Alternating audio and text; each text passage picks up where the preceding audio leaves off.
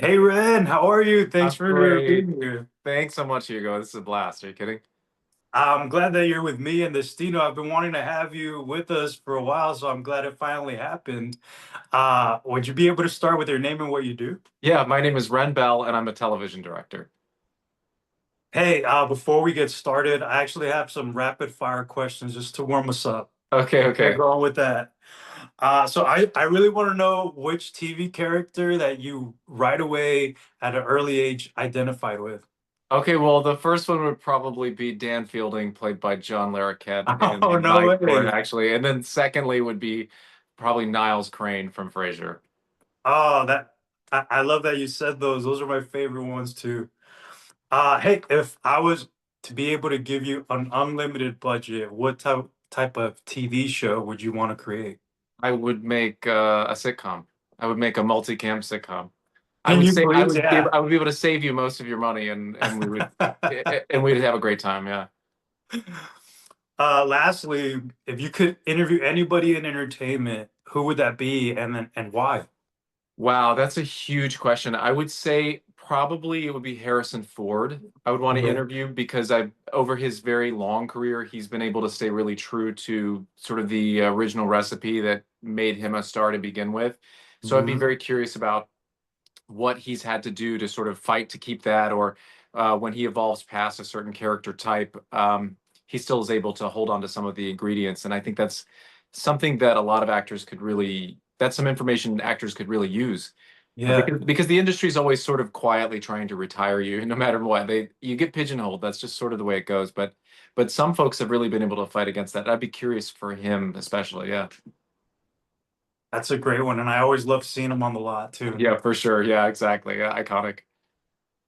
Well, for you, you've been able to direct on multiple shows, but I really wanted to focus on your work on Call Me Kat. So, Okay, sure. Yeah.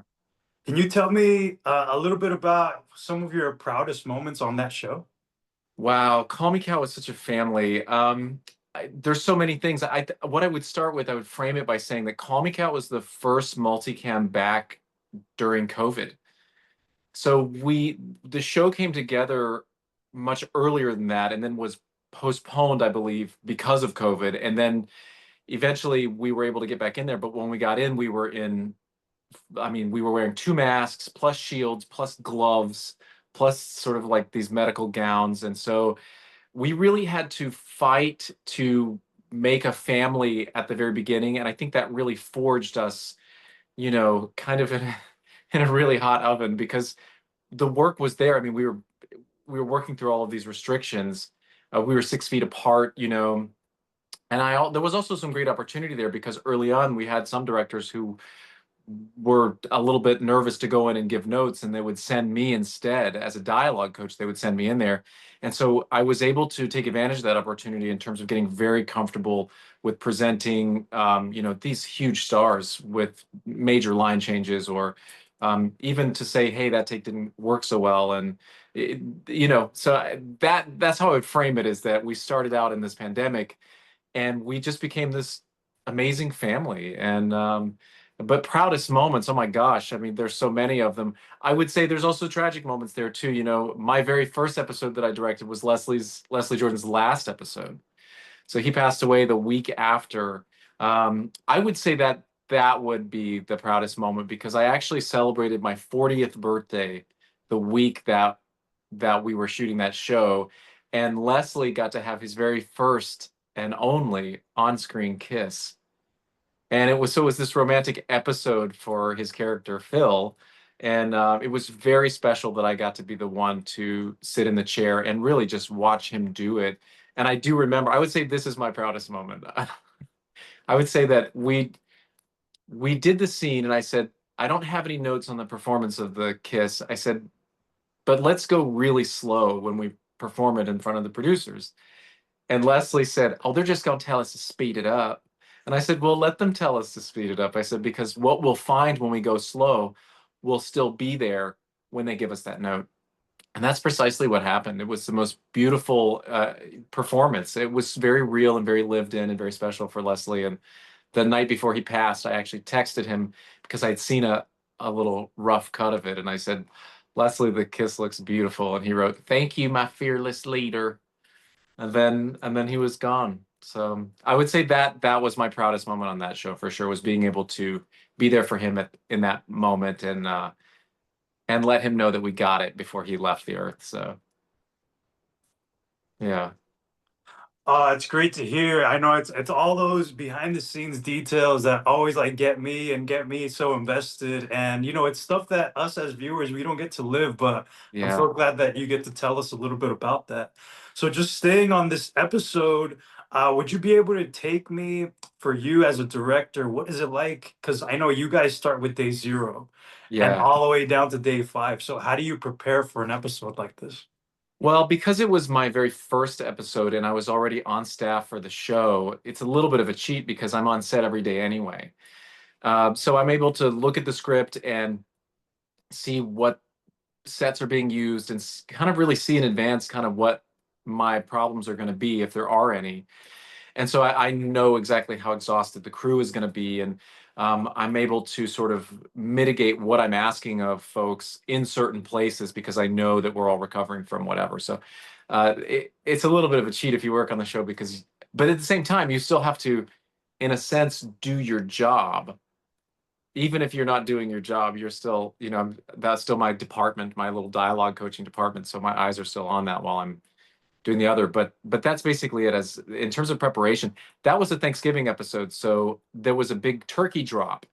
Like she comes out after cooking a turkey for 6 hours or whatever, and then boom, they're all ravenous, but it falls on the floor. So I rallied the writers, the producers around the idea of allowing me to move the furniture. And her character Kat was having, sort of a murder mystery party for Thanksgiving, and so I used that as the impetus to move all of the furniture around, and we did everything very 1920s. You know, as directors do, you just sort of pop in. I'm not sure I would have had enough time or the relationships to say, "Hey, can I move this furniture? Hey, I have this idea."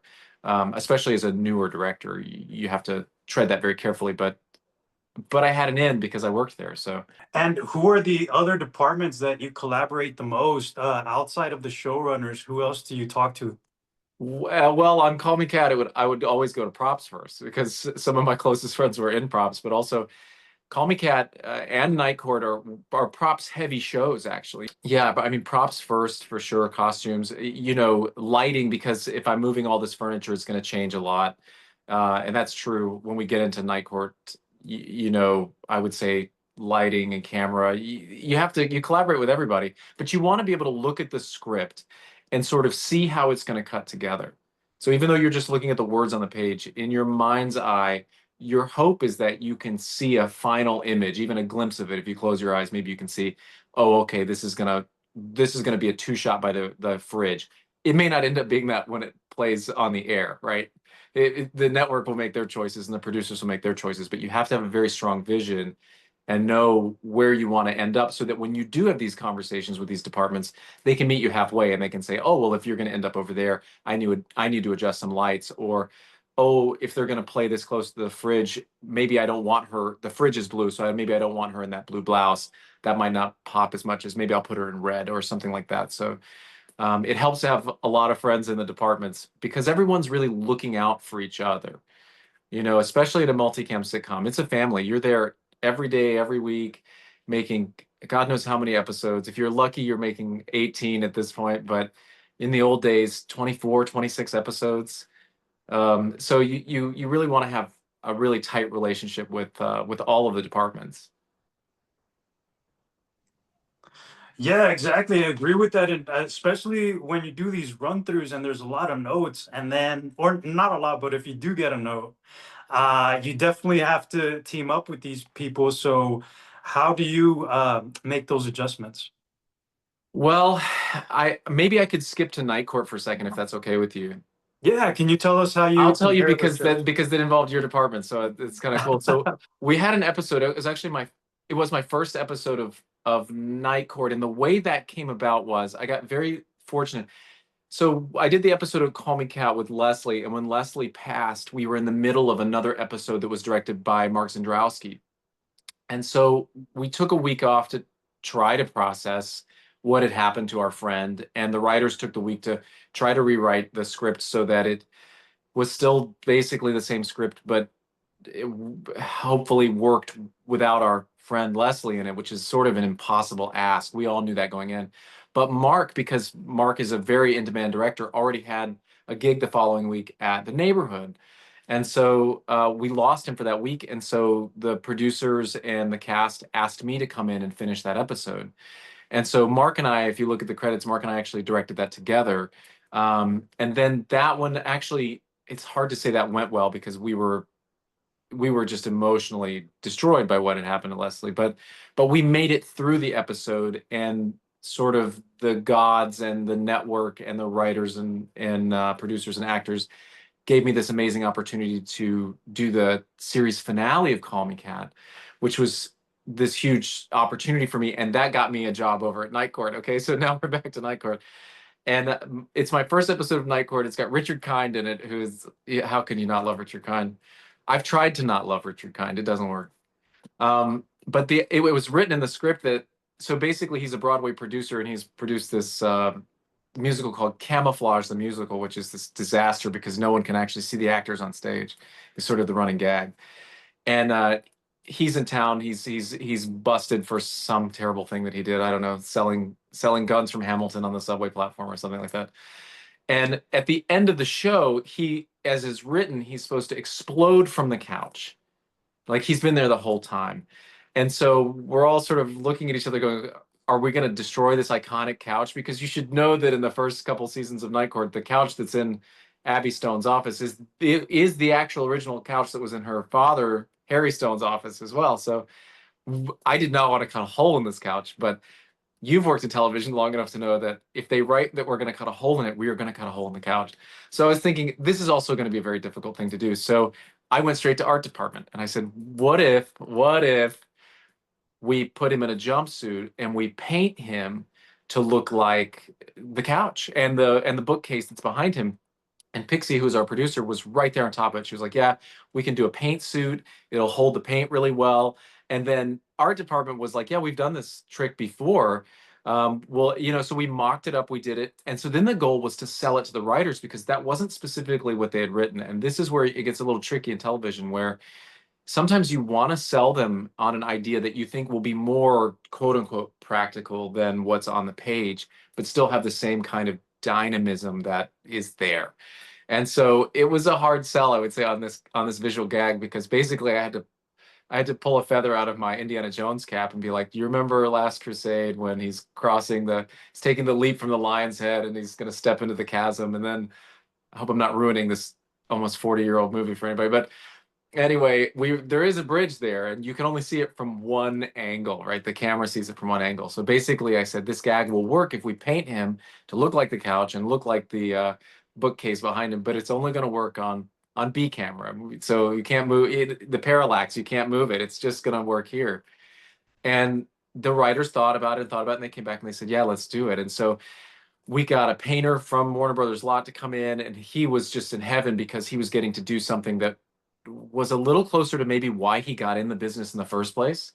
You know, the industry has changed a little bit, so all of us, our jobs are a little bit adjacent to where you know what I mean, where we came in to begin with. And so to do something like that, to paint this award-winning actor, to paint his face, to do the whole thing, to make him suffer for our art, in a sense, he had a blast too. But it made us all feel like kids again on the set, so that when we rolled on it, we were all, watching the monitors to see, oh no, move a little bit to the left, move a little right, so that the painting of the books on your face match the books on the shelf. And I don't know. I mean, for me, I thought that would be the only episode of Night Court that I got to direct, because you never know. You can do a great job with one and never do another one on that show. I mean, there's a lot of cooks, you know what I mean? Or rather, there's a lot of it's just a lot of directors in town, and a lot of great ones too. So getting to an opportunity is, you just take it and you run with it. But for me, that was the fact that that it works visually. If you watch that episode, it only lives for like a second and a half, but when you realize that he's been sitting in the room the whole time and he's just painted, the comedy value of that's off the charts. So I was thrilled with that. Yeah, no, no. I do remember that season, and that was a big part of the promo too. And then just to shine a little light on Andrew Pike, who was our scenic artist. Yes, it was Andrew. Yeah. And he's so great. Anytime that I could bring him on or I can invite him to help us out, I always do because I actually to this day I still show up to his workshop at Warner Brothers and just Cool. watch whatever he's doing because it's really amazing to see somebody just kind of in their element, in their zone. And yeah, that was great that we had him. I remember that when he was holding the paintbrush, it looked like he was born with a paintbrush in his hand. And he went in just with black paint just to mark the shadows. Mhm. So he went in, and so Richard Kind was wearing at that point, which was a white paint suit, and he just had him sit down, and he just went in and marked where the cushions, the black line where the cushions would break, where the shadows are. And yeah, it was just fascinating. I mean, he just whipped those lines on there. They were perfect the first time he did them. I've never seen anything like that. Well, on Night Court, we did have a lot of seasoned actors and a Yes. lot of great talent. You as a director, are you able to lead them and kind of show them how to get what you want from the episode? Well, that's an interesting question. I would say that they all knew me because I was the dialogue coach on that on that show as well. So I was there every day of it. So the relationships were very real, and the trust that was earned was earned. Someone like John Larroquette is not going to mess around with a dialogue coach, or he's not going to suffer any fools at all. So I had the opportunity over years to sort of prove myself, not necessarily to him, but prove myself in front of him. I think he saw me really. Uh, Work my magic as a dialogue coach, and then the conversations that he and I would have, or that Melissa and I would have, or whatever, about old school television. And this is where I really have to show my cards. I like television that was made in the 70s, 80s, and 90s more than I like television that's made, multicam television that's made today. And there's reasons for that. And so I always thought Night Court would be a great opportunity to try to you know go back in time a little bit and play with cameras the way they used to. That's, I think, one of the reasons why I got more opportunities there. I think Melissa and John really saw that I have a passion for vintage multicam television, and they allowed me to direct a lot of episodes of Night Court. And so each one was its own interesting challenge, as Night Court, I suspect, always was. I've heard that they used to shoot till like 2 in the morning in the 80s, up until a certain point where they were like, we're not doing this anymore. But you might get to set one day, and there might be an elephant outside of the elephant doors, and now you know why they have those doors. And you're like, there's what show is that for? And then you get in, it can't be for our show. Yeah, it is. They wrote an elephant in at like 3 in the morning.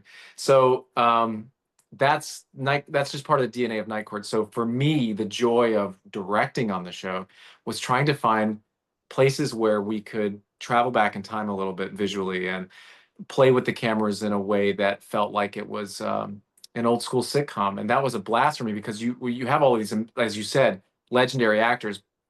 We have John Larroquette, who really knows how to play four cameras, uh, and is sort of conducting all of them, and they're all watching him at all times. And so, if you can get in with that and sort of get out of your head about what you want your shot to be, and you sort of sit back and watch and see, okay, well, let me see what John's going to do. It there it the artistry, he levels you up. You know what I mean? So that for me, that was the both the challenge and the joy of it, of doing Night Court. Yeah, no, I could totally understand that, especially because I got to witness it, and it's always so great to be able to just kind of let the cameras roll and see them kind of do their own magic. Yes, yes.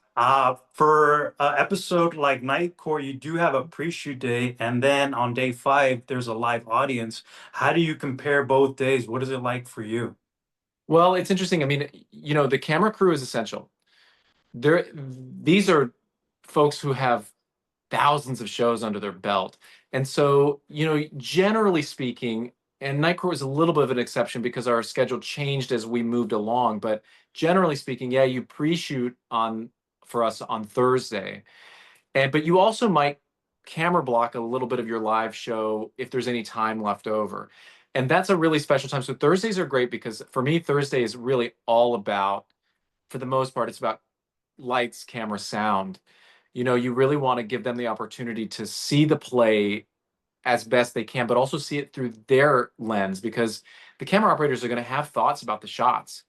If you're a new director and you're setting up a shot that is maybe not the strongest shot or it's not really going to cut very well, they're going to know before you. So I would say get to know your camera crew really well, but also know what their strengths are because, for example, we did a musical episode of Night Court and we had Jack Chisholm on XCam, right? And so he also is a Steadicam operator and a very good one. And so I wanted a Steadicam in that sequence, not so much because it's cool to see, but also because I knew it would bring Jack to life in this kind of way where he would feel like a kid again. And this is the essential thing is like the element of play is for me as a director the most important thing that I can bring to the table. I may not have all the answers, and directors usually don't, right? Directors will get the answers by collaborating with their department heads. Directors will have ideas. Those ideas might be brilliant and solve problems. Those ideas might also be really complicated and create other problems, which are sometimes worth it. But at the end of the day, if everyone walks in with a sense of play and playfulness, I mean, there's rigor to what we do. These are insanely long days. Our feet, no one has good feet in television. But if it's playful, everyone plays. And so then all of a sudden you have camera operators who are comfortable enough with me, certainly, to say, hey, Ren, you know, I'm going to do what you asked on that first pass, but on the second pass, I have an idea, maybe for a group shot. And it might be that that group shot is so great that that might go in my director's cut, and I may never cut to that group shot. I might just use it from wherever he picked it up or she picked it up. So it's just you have to always be listening. You certainly have a strong idea, um, but especially when you're surrounded by people who've done thousands and thousands of episodes of television combined, you mostly just need to listen. Yeah, and that brings me to the next question because as a director, you stay on all the way to the finish line. So, what is it like to be in a post-production room with Ren Bell? What do you bring to the room? What do I bring to the room post? I think it's the same as what I bring. It's an annoying amount of optimism and energy, but also, you know, my mind is really attuned to this kind of job. So if there's a shot that I'm not so in love with that maybe I put something in there and then maybe the producers switched it because they liked a performance better, but maybe there's another option in there that no one has looked at. And I know that it's in there because that's how my mind works is I remember all the takes. That's a gift and a curse, to be honest with you. So I'm like, no, no. So you might ask an editor, which is not really the classiest thing you can do, but can you dig for this? I know it's on ACAM. I know it's on ACAM. They're like, no, it's not there. But it might be there because you maybe rolled on two things at once, or you maybe did, two takes on the same roll rather. Uh, but if you know it's there, so in post, I would say mostly I just sit back and let everybody do their thing. If there's something that I think can be better, I might mention it. Or, in certain places where there's a camera angle that's better that the producers have chosen, but I like a performance better. I've asked an editor to take the words out of someone's mouth on another take and put it inside this hero take that the producers want so that I get the delivery that I want, but they get the visual that they want. So maybe a little bit of that. For the most part, um, I know what we've shot. I feel the value of what we shot is there. So for the most part, I'm just sort of like maybe not eating popcorn, but pretty close to it. Well, for those young people that are really on a mission to become a director and that are working towards that, what kind of advice would you give those people?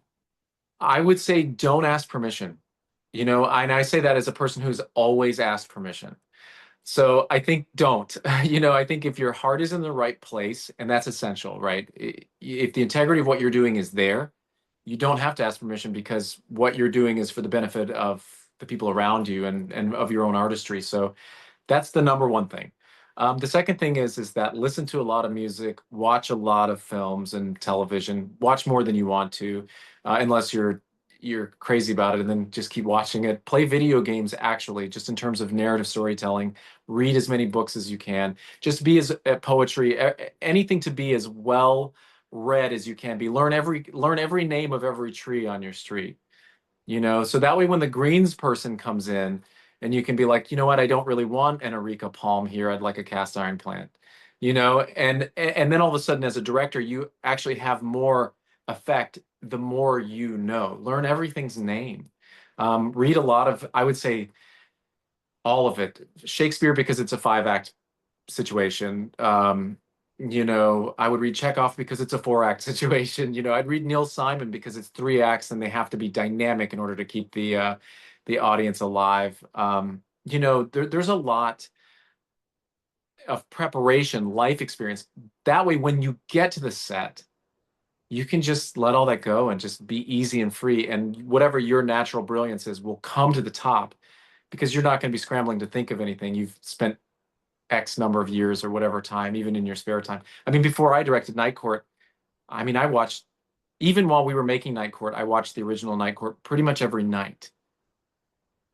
Because invariably you would get to set and they would have some callback to something, but maybe they said it was on the wrong floor, and you might be like, actually, in season 3, they said, now, no, does anyone care? Well, I cared. You know what I mean? So that means somebody else cared. But I think it's about being really well read and well studied and not asking permission. Just, follow your heart and you're going to hit obstacles and embrace your obstacles.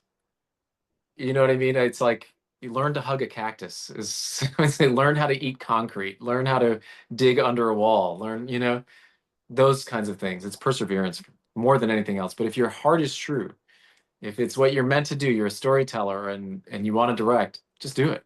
You can use your phone. You can, it's all around you. You can get lights and 4 phones if you wanted to try to make your own multicam, but you can shoot pretty much anything now. And I think you should.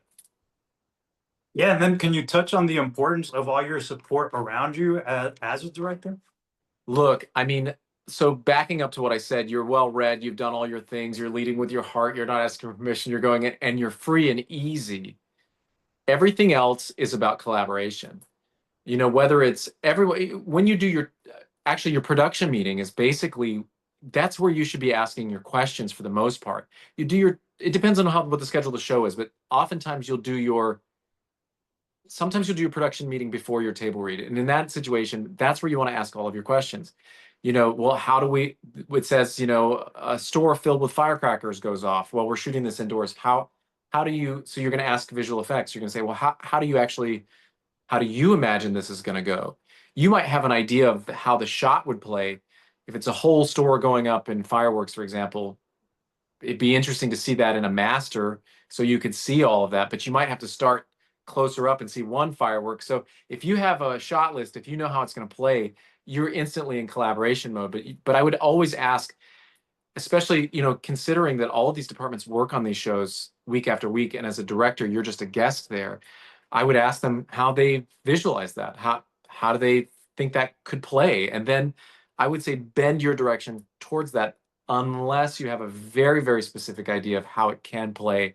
And I think as you move along in your career as a director, that certainly can become the case. But in my opinion, it's the collaboration with the departments that's most fruitful because things come out of it that you didn't plan for. And when you're making a sitcom, yes, obviously it has to be rehearsed for safety and for all the other reasons, but you want it to feel as alive and as immediate as it possibly can. And the feeling of immediacy comes through collaboration with the departments on the back end so that the actors, once they get there, they're just sort of riffing off of their own talents and riffing off of each other. And they know they're in really good hands because they're with these departments all week. And hopefully you have a director who's collaborating with everybody. So read the script 1,000 times. If you're lucky enough to get the script so that you can read it 1,000 times, a lot of times the script might come in, at the very end of the window when it's supposed to be there. But that's television, and that's also part of the, I think, fabulous fun of making a sitcom is sometimes those scripts come in hot, like fresh off the press. But you want to read it as many times as you can so that you understand not just the rhythm of the language that's there, the rhythm of the jokes that's there, not just the story structure, but also what is the vibe of it? You know, is it a little bit of a rom-com? Does it feel like an episode of television that you saw 20 years ago and this is sort of a fresh take on that? Is it an A and B plot? Is it all just one plot where all the heroes sort of come together at the end? So the more you read it, and there's no way to read it once and get all of that. You have to read it over and over and over again, just as they do in the writer's room. They are working it over and over and over again. It's almost like making bread. You have to knead it. You know, you have to work the dough in order for it to rise. And I think that's actually really a perfect kind of uh, comparison because the ingredients are simple, like bread, right? In a sitcom, there should really be no more than three or four ingredients. If there are, it's going to be a tough week. You know what I mean? Like if it's either too much shtick and not enough story, or too much story and not enough shtick. There's got to be this balance, this sort of perfect blend. And so the more you read it, the more you understand what the basically the recipe is for the episode that you're directing. And then when you go into the production meeting, you're able to collaborate with the departments instantly, because these days a lot of production meetings are done on Zoom, but when you're in the room with all the department heads, that's actually kind of heaven because you're working with people who've made, again, hundreds or thousands of episodes of television in total. They've done every gag that you can think of. You know what I mean? If it's a water gag, if it's a fire gag, if it's a blender that explodes, if it's someone is dangling off of a precipice, all of the kinds of gags that you might see in a sitcom or physical humor, it's been done before. Every once in a while, you break into new ground and you go, "I've never seen this before. How are we going to do?" They did that. I didn't direct this episode, but they did that on an episode of Night Court where the judge's bench had been rigged with basically like an explosive whoopee cushion, but from the front, I think the whole thing exploded up. I'd never seen a stunt like that. I think they got it on the first take was the one that they used, but in any case, as a director, you want to ask, well, how do you see this? And you're asking that of the writer producers, but also of your UPM producer, because they're going to be able to tell you who the best stunt people are that are going to help you with whatever that is. So I think you want to go in with some really robust questions that are going to help you further actualize the 1,000 times you've read the script, ideally, so that you really have a strong idea in your head. Because as I said earlier, by the time you get to rehearsal, even the table read, you want to be able to know exactly how you would cut that show. You don't really necessarily want to be shooting it going, I'm not sure how this is going to cut. You definitely want to know, well, we're going to go from a 3 shot on this side to a 2 shot, and then we'll play singles, and you'll have multiple passes, multiple bits of coverage. But I think this, and as I said, your idea may not win out in the end, but you have to go in with a strong idea, because the stronger your vision is, the more I think specific your questions will be to get to that vision. And even if that vision changes, you will have basically collated all of these answers that you will need them eventually. And Ren, as a director, what would you say is that you bring to a show and your style? I would say it's energy. It's not a manufactured thing. If you say something funny, I will laugh. If you say the same thing 10 times in a row and it's funny 10 times, I will laugh. If it loses its funny, I won't laugh. So I think that there's a reactive nature that I bring to it, in terms of partnership with the actors, because again, with sitcoms, once you do it so many times, you may begin to feel that it's lost its funny. It may still be arguably just as funny as it always was. But when the writers see or anticipate that you're questioning if it's funny or not, they may rewrite the joke. So it may have killed at the table read, and it may never see network television. And for me, if it kills at the table reading, I'm going to do everything I can to preserve it. you know. But I would say it's energy. I have such an enthusiasm for actors, for writers, for producers, for artists, camera ops, art department, costumes. I sort of makeup. I love all of these elements. I was a TV kid. I'm a TV person now, so I think I live inside the television that I watched when I was a kid. I think, so, and I'm thrilled to be there. That's not true of every director. There's some pretty calcified folks that are just like not into it, but can still pull off amazing episodes. So I think you have to go with, my advice to anyone is go with what your core personality is. But for me, it's optimism and opportunity and the joy of watching people create. And if you do something really funny, like I said before, I'll remember it. And so when we're shooting, if it evolves past that, I'll be like, oh no, remember on Wednesday, you picked up the prop like this, or you picked it up with the other hand, and that opened up the shot from this side, and it was funnier, you know? Yeah, I could absolutely agree with that. Your personality is very infectious on stage, and I'm always happy and proud to see your name as our director on the show. And Thank so, you. thank you for this chat. Oh, it's amazing. Thank you so much. I loved it.